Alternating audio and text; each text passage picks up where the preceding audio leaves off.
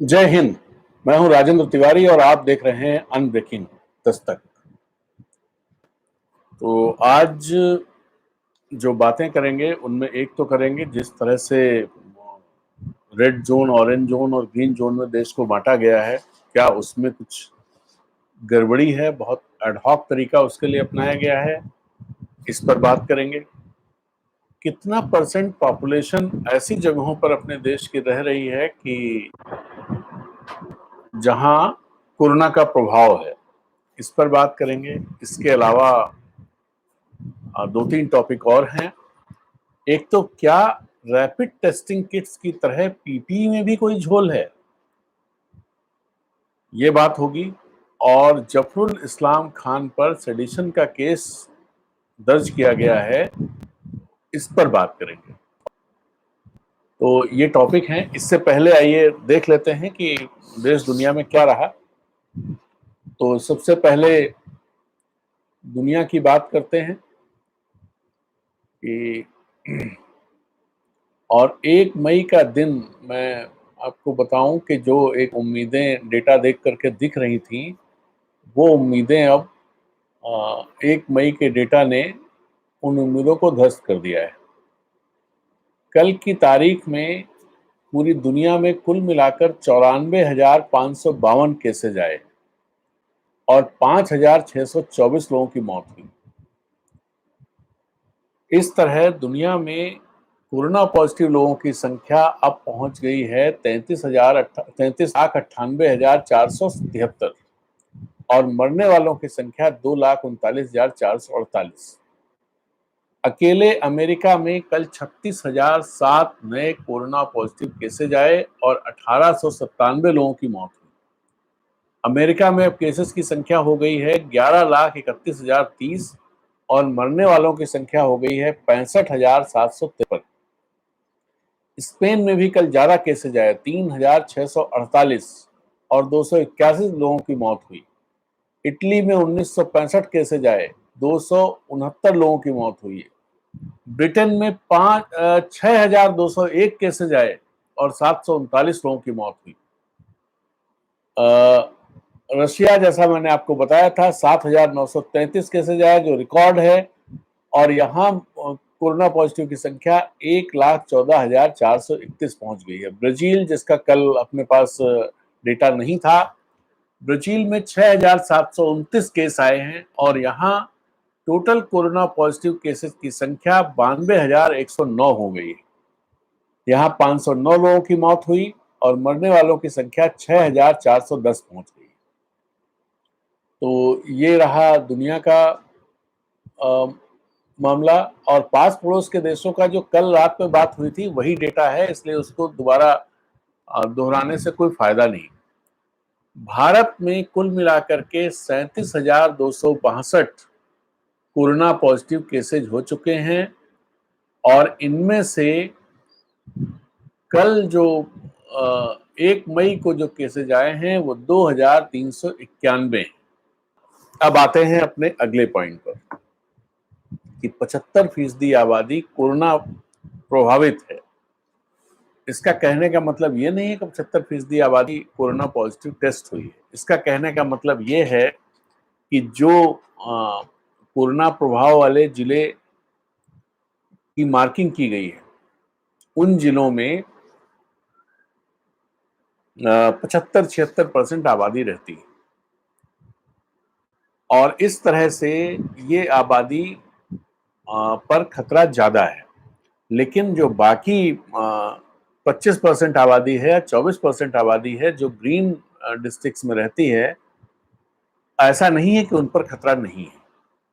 अब आपको जो 284 डिस्ट्रिक्ट्स हैं जो ऑरेंज जोन में आए हैं, ये डिस्ट्रिक्ट्स अगर देखें कि कितने ये डिस्ट्रिक्ट्स का कितना परसेंट है, तो ये 39% ही आता है। लेकिन यहाँ पर 43% आबादी रहती है और जो रेड जोन के 130 जिले हैं, यहाँ 33% आबादी रहती है, जबकि 17% डिस्ट्रिक्ट, मतलब टोटल नंबर ऑफ डिस्ट्रिक्ट्स का 17% ही ये संख्या है, लेकिन यहाँ आबादी 33% रहती है।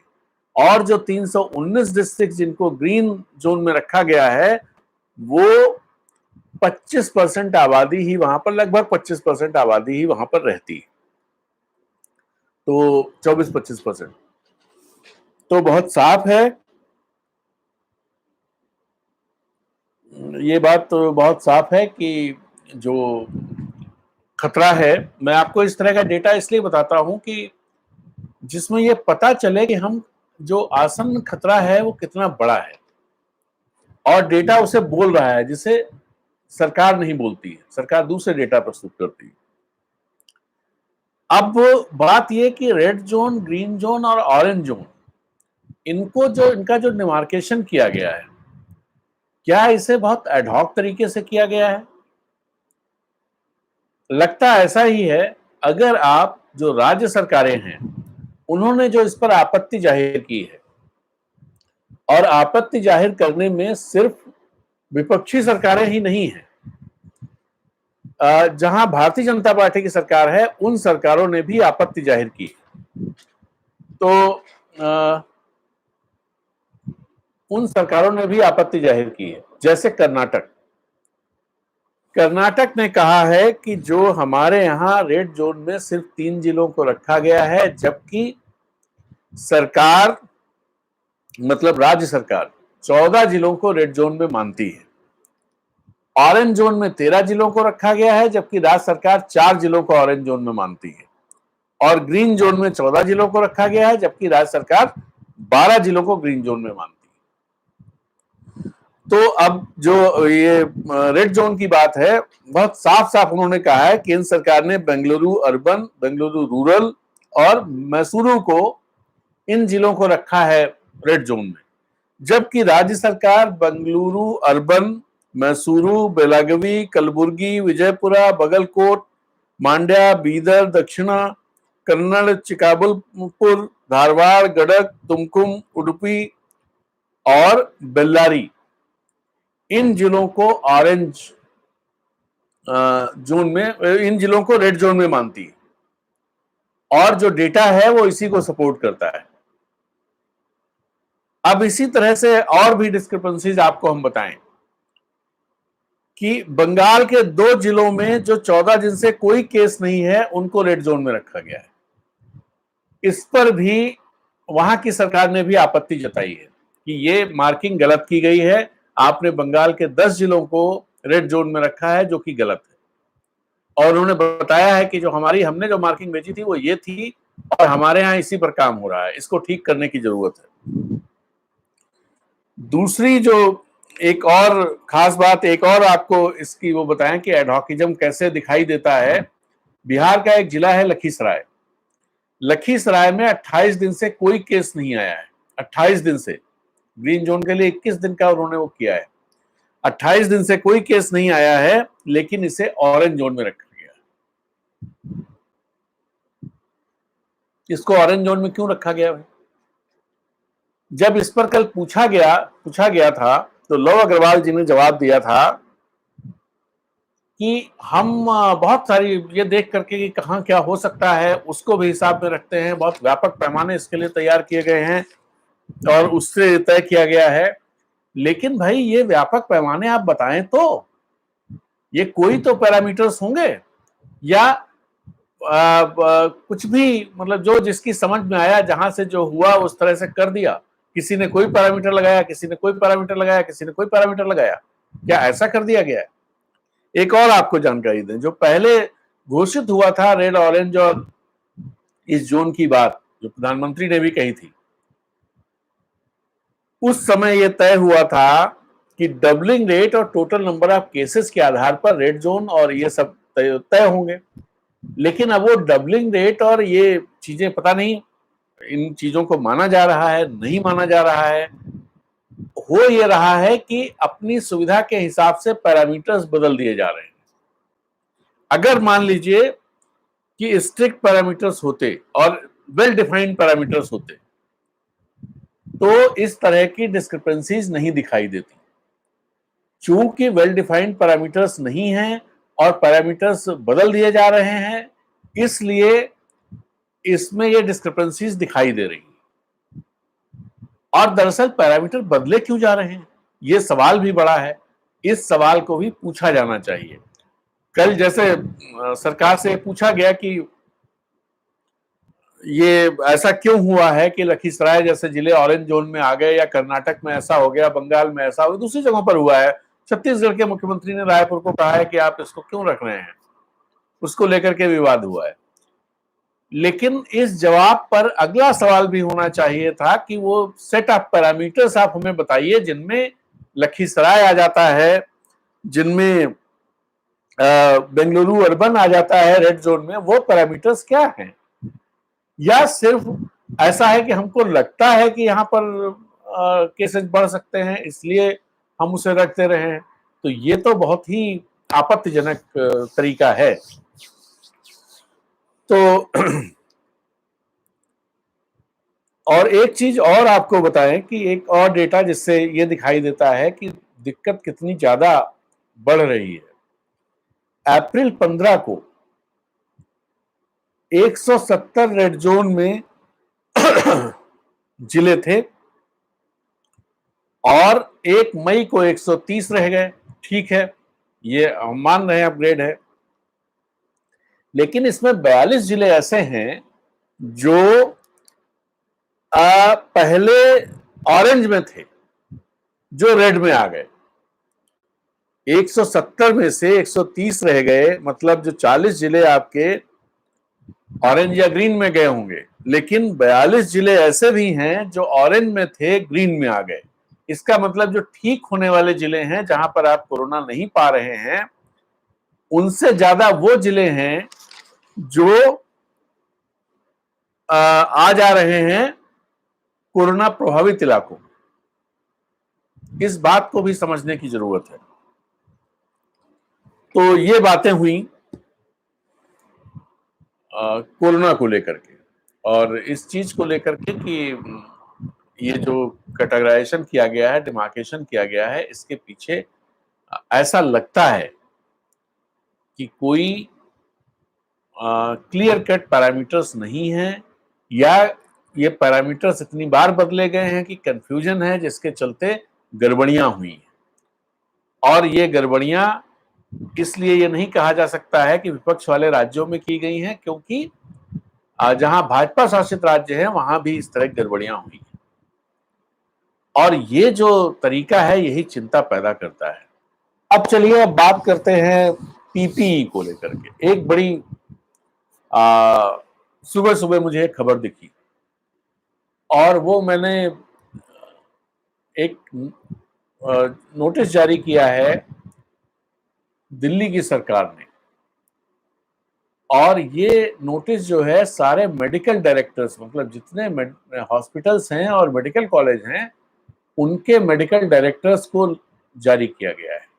ये जारी इसलिए किया गया है, इसमें ये कहा गया है कि बहुत सारे डॉक्टर, नर्स, पैरामेडिक्स और दूसरा जो हेल्थ स्टाफ है जो नॉन कोविड हॉस्पिटल्स में है, और इवन कोविड हॉस्पिटल्स में भी, ये स्टाफ इन्फेक्टेड हो रहा है या इन्फेक्टेड लोगों के संपर्क में आ रहा है, जिसके चलते इनको क्वारंटाइन करना पड़ता है होटल्स में या उनके घर पर। और इसकी वजह से डॉक्टरों की कमी महसूस हो रही है, स्टाफ की कमी हो जाती है अस्पतालों में। और इन्होंने कहा, इट सीम्स, ऐसा प्रतीत होता है कि ये इसलिए हो रहा है क्योंकि अस्पताल प्रबंधन जो स्टैंडर्ड एसओपी है उसे फॉलो नहीं करता है, या फिर जो कंसर्न पर्सन जिनको हुआ है या जो कांटेक्ट में आए हैं वो प्रेस्क्राइब्ड गाइडलाइंस को फॉलो नहीं करते। एक बात ये कही गई। दूसरी बात ये कही गई है कि इसको देखते हुए सारे मेडिकल डायरेक्टर, जिन लोगों, जो मेडिकल स्टाफ है, जो हेल्थ वर्कर्स हैं, इंक्लूडिंग डॉक्टर्स एंड नर्सेज, जिनको कोरोना पॉजिटिव हुआ है, जो कोरोना पॉजिटिव निकले हैं या कंटैक्ट बन गए हैं, मतलब संपर्क में आ गए हैं, उनसे एक्सप्लेनेशन, रिटन एक्सप्लेनेशन कॉल होना चाहिए कि ऐसा क्यों हुआ। इन्होंने ये कहा है कि एक टीम डॉक्टर्स की इनको बनानी चाहिए, मेडिकल डायरेक्टर्स को, जो इन लोगों के जो लोग पॉजिटिव हुए हैं, इन लोगों की और जो वहां काम हो रहा है, इन दोनों को मिला करके ये इंश्योर करे कि भाई वहां पर सारी गाइडलाइंस फॉलो।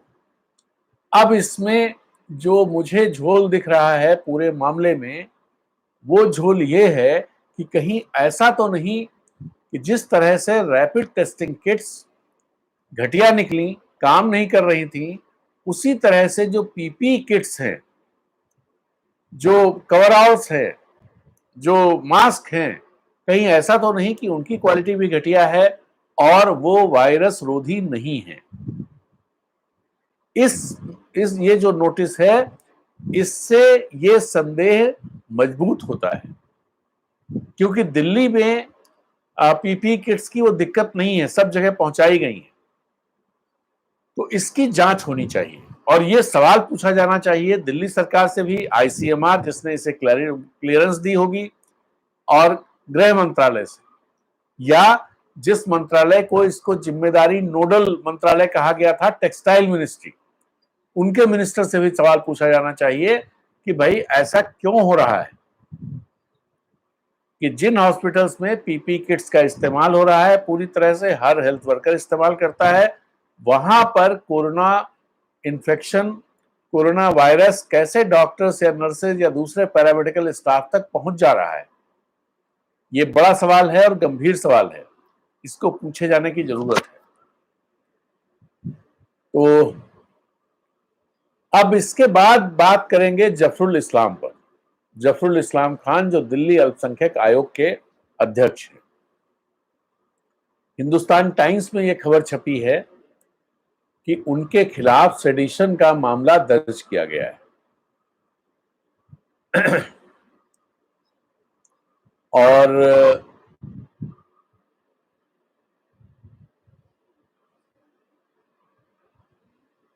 ये सेडिशन का मामला, मतलब हिंदुस्तान टाइम्स ने कहा है कि उनके पास एफआईआर है, कि एफआईआर दर्ज की गई है।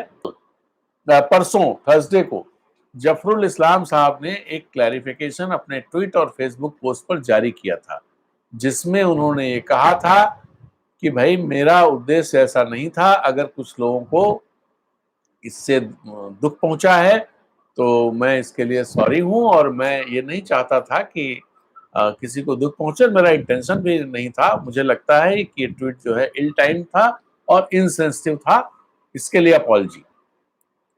इसके बाद ये मुकदमा दर्ज हुआ है। यहां पर जो मैं बहुत संक्षिप्त में अपनी बात कहूंगा, और सवाल है मेरे दिमाग में, बिल्कुल मैं इसका, जैसे उन्होंने कहा जलजला आ जाएगा अगर अरब देश के लोग, उन्होंने अपने पोस्ट में लिखा था अवलांचे। अवलांचे मतलब हो गया जलजला। अवलांचे वैसे कहते हैं बर्फ का जो तूफानी बर्फानी तूफान होता है, तो बर्फानी तूफान बहुत ही खतरनाक होता है, सबको जमींदोज कर देता है। मतलब बर्फ में आप ऐसा कि जिंदा भी रहोगे और मर भी, कुछ कर भी नहीं पाओगे, उस टाइप का मामला होता है। तो मुझे लगता है कि अगर ये जो एक्शन हुआ है, एक तो एक्शन ज्यादा है, पहली बात, इस तरह के तुरंत सेडिशन चार्जेस ठीक नहीं है। अगर उन्होंने क्लैरिफाई किया है तो सेडिशन चार्जेस ठीक नहीं है, और ऐसा नहीं होना चाहिए कि कोई भी आकर के कुछ भी कर दे और उसको सेडिशन चार्जेस लगा दिए जाए। उसकी कुछ तो जांच पड़ताल होनी चाहिए। दूसरी बात यह है कि अगर जफरुल इस्लाम पर कार्रवाई हो रही है, तो मेरा बहुत साफ सवाल है, तथागत रॉय मेघालय के राज्यपाल हैं, जिन्होंने जब से राज्यपाल बने हैं तब से अब तक तमाम तरह के इससे ज्यादा खतरनाक बयान दिए हैं, तो उन पर कार्रवाई होनी चाहिए, जरूरी है, लेकिन उन पर नहीं हो रही है। अनुराग ठाकुर पर कार्रवाई भी होनी चाहिए, जिन्होंने पब्लिक मीटिंग में एक पर्टिकुलर कम्युनिटी को, पर्टिकुलर लोगों को, पर्टिकुलर राय रखने वाले लोगों को पूरी तरह से इंडिकेट करते हुए भीड़ का आह्वान किया कि जूते मारो सालों को, उन पर भी इसी तरह की कार्रवाई होनी चाहिए। परवेश वर्मा जो सांसद हैं, उन पर भी इसी तरह की कार्रवाई होनी चाहिए। उन्होंने उसका इस्तेमाल किया। उन्होंने जो दूसरी तरह की राय रखने वाले या सरकार से असहमत रखने वाले लोगों को बलात्कारी तक कह डाला और कहा ये घर में घुसकर बलात्कार करेंगे मां बहनों का, उन पर भी कार्रवाई होनी चाहिए। इस जो देवरिया का जो एमएलए जिसने ये साफ तौर पर पब्लिकली कहा कि मुसलमानों से कोई सामान मत खरीदिए, उस पर भी इसी तरह कड़ी कार्रवाई होनी चाहिए। क्या वो देशद्रोह के मामले में नहीं आता है ये बयान? या लखनऊ में जो एक भाजपा के एमएलए ने जो बात कही, क्या वो कम गंभीर है? और क्या जफरुल इस्लाम पर सिर्फ कार्रवाई करने से चीजें ठीक हो जाएंगी और इन लोगों को छोड़ देने से चीजें ठीक हो जाएंगी? यही दिक्कत है। और ये दिक्कत जो थी पहले, मतलब आप एक पर कार्रवाई करेंगे, दूसरे पर नहीं करेंगे, और यही चीज कांग्रेस शासन में भी होती थी। इसका उल्टा था बस। और यही वजह है कि स्थितियां यहां तक बिगड़ गई। तो मेरा फिर ये सवाल है, और मैं इस तरह के सवाल ज्यादा दूर तक पहुंचे इसीलिए आप लोगों से आग्रह करता हूं कि ज्यादा से ज्यादा लोगों तक चीजों को शेयर कीजिए। तो ये जब तक नहीं होता है तब तक ये माना जाएगा कि जो एक नैरेटिव, एक फाल्स नैरेटिव देश में खड़ा किया जा रहा है, जिस पर लोग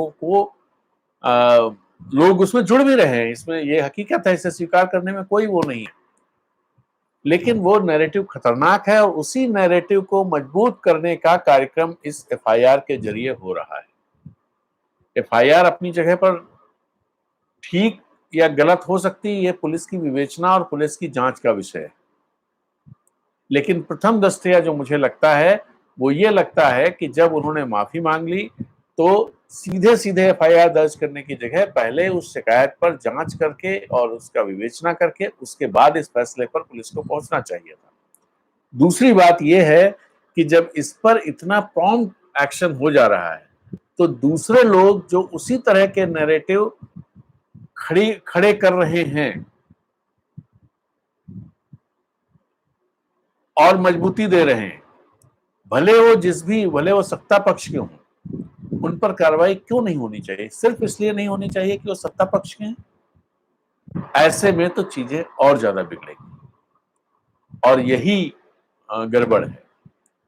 तो वीना जी कह रही हैं कि सही कह रहे हैं, नियम कानून सबके लिए एक होने चाहिए। जी, वही बात मैं कह रहा हूं कि सबके लिए एक ही होने चाहिए, और एक नहीं होंगे तो स्थितियां खराब होना तय है। और जो चीजें आप देख रहे हैं, बहुत सारी चीजें, वो चीजें और ज्यादा गंभीर होती जाएगी। तो इसमें मैं इतनी बात करना चाह रहा था, इतनी जानकारी, और इसी तरह ये सवाल खड़े करना चाह रहा था जो सवाल मैंने खड़े किए। अब एक छोटी सी बात करके मैं अपनी बात खत्म करूंगा, वो है मौलाना साद को लेकर। मौलाना साद के बारे में टीवी 9 पर एक खबर चलाई गई जिसमें ये बताया गया कि वो जो मरकज है वहां से एक सुरंग बनी हुई है, उस सुरंग से मौलाना साहब के कमरे तक पहुंचती है, 200 मीटर लंबी सुरंग है, और कहां कहां वो निकलती है, और पूरा एक वो बनाया गया, एक प्रोग्राम बनाया गया कि मौलाना साहब को लेकर के। और वो मैं आपको बताता हूं, इसमें इसका हेडिंग था मौलाना साहब का सीक्रेट तहखाना, सीक्रेट वर्ल्ड में कमरा पहुंच गया, उसमें सुरंग दिखाई गई, मरकज में सुरंग एक्सक्लूसिव, ये करके उसे दिखाया गया। जमातियों के बीच सीक्रेट सुरंग किस लिए, ये सवाल खड़े किए गए। मौलाना साहब से पूछता है भारतवर्ष, ये सवाल खड़े किए गए। जब इसकी जांच की गई, इस पूरी खबर की, ये जांच की आल्ट न्यूज ने, जब इस पूरी खबर की जांच की गई तो जांच में ये पूरी खबर फर्जी निकली। मेरा सवाल एक और है कि अगर जफरुल इस्लाम खान पर उनके माफी मांग लेने के बाद, अपॉलजी के बाद भी देशद्रोह का मुकदमा दर्ज किया जा रहा है, तो ये जो खबर चलाई गई या इस तरह की जो खबरें चलाई गई जिनमें कोई तथ्य नहीं है, पूरी तरह से प्रोपेगेंडा है, हर चीज झूठ है। जो सुरंग जो उसमें दिखाई गई, वो सुरंग का जब उसको मतलब बैक सर्च किया गया तो पता चला कि वो सुरंग निकली कोई एक वीडियो गेम है, हिल्स लीजेंड एक्शन हॉरर। इस गेम में एक जगह पर उस तरह की सुरंग आती है जहां से उसे ले लिया गया, वहां से उसे कॉपी करके और इसमें डाल दिया गया। आप सोचिए कितने जोरदार काम हो रहे हैं। और जो एक क्लोजअप सुरंग का दिखाया गया, वो क्लोजअप जो है वो एक रोमानियन वेबसाइट पर करीब काफी पहले पड़ा हुआ था। और इसके अलावा जहां पर वो स्टेयर्स वगैरह दिखाई गई, वो सारी स्टेयर्स जो हैं, वो जो मरकज है उसमें अंडर जो उसका अंडरग्राउंड पहला फ्लोर है जहां पर खाने वाने का इंतजाम होता है, उसमें जाने वाली स्टेयर्स हैं, उनको दिखाया गया। और मौलाना साहब का रूम जिस तरह से दिखाया गया कि यहाँ कनेक्टेड वहां कनेक्टेड, मौलाना साहब का रूम उसी मरकज में है और उसी फ्लोर पर है जहां से वो एक दूसरे में जा सकते हैं। लेकिन जो आपको दिखाया गया वो बिल्कुल अलग और इस तरह से दिखाया गया जैसे कितनी बड़ी साजिश देश के खिलाफ हो रही है। अंदर अंडरग्राउंड, मतलब वो जो शोले का डायलॉग याद आ गया कि अंग्रेजों मेरे मतलब क्या मेरे समय में जेल, मैं अंग्रेजों के जमाने का जेलर हूं और जेल सुरंग है जेल में, उस तरह का मामला कुछ। अब क्या सवाल, ये आप देख सकते हैं आर्ट न्यूज पर ये खबर पड़ी हुई है, इन्होंने पूरा बहुत एक्सटेंसिव चेक किया एक एक चीज का। जो इसमें जितने भी फुटेज इस्तेमाल किए गए हैं, जितनी बातें कही गई हैं, सबका इन्होंने चेक किया है। इसमें जो ये बताया गया, पूरा एक नक्शा बना के दिखाया गया कि कहां से कहां सुरंग पहुंची है, बंगले वाली मस्जिद कहां है, मौलाना साहब का कमरा कहां है, लाल महल कहां है, हजरत निजामुद्दीन पुलिस स्टेशन कहां है, दरगाह रोड पर ये जो मस्जिद है इसके अंदर अंदर से यहाँ से जाके वहां से जाके और चली जाती है। 200 मीटर लंबी और 8 से 10 फीट ऊंची सुरंग है। ये सारी जानकारियां दी गई। क्या अब सरकार इनके खिलाफ, ऐसी चीजों के खिलाफ क्या कार्रवाई करेगी? क्या ये देशद्रोह का मामला नहीं है?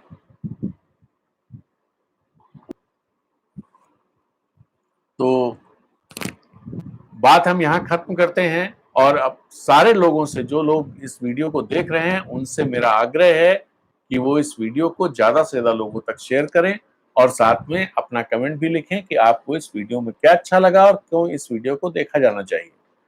इसके अलावा व्हाट्सएप पर अपने ज्यादा से ज्यादा कॉन्टैक्ट्स और जिन ग्रुपों में आप हैं, जहां पर आपको उचित लगता है, उन सब ग्रुपों में इस वीडियो को फॉरवर्ड कीजिए और ये लिख करके कि इसको क्यों देखा जाना चाहिए।